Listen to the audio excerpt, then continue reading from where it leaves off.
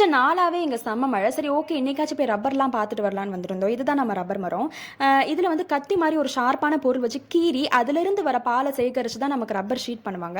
நான் நெக்ஸ்ட் வீடியோவில் ஒரு மரத்துலேருந்து எவ்வளோ பால் சேகரிப்பாங்க, அதுலேருந்து எவ்வளோ ஷீட் பண்ணுவாங்க, அந்த ஒரு ஷீட் எவ்வளோக்கு போகும் அதெல்லாமே நான் டீட்டெயிலாக சொல்கிறேன். ஸோ நம்ம சேனலை மறக்காமல் நீங்கள் சப்ஸ்கிரைப் பண்ணிக்கோங்க.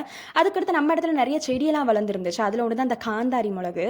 காந்தது அப்படின்னாலே வந்து மலையாளத்தில் எரியுதுன்னு அர்த்தம். பிகாஸ் அவன் பார்க்க தான் குட்டியூண்டு இருப்பான், செம்மையாக அழ வைப்பான். வாயில் போட்டாலே போது காதெல்லாம் அடைஞ்சு போயிடும், அந்தளவுக்கு அவ்வளோ காரமாக இருக்கும்.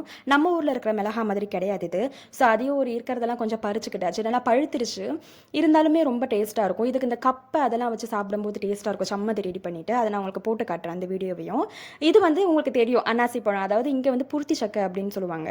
அதுக்கடுத்து பெப்பர் செடி பார்த்துருக்கீங்களா? இங்கே நிறையா பெப்பர் செடி இருந்துச்சு. அது வந்து கொடி மாதிரி பரவும். அதுவுமே உங்களுக்கு ஒரு ஃபுல் வீடியோ போட்டு காட்டுறேன்.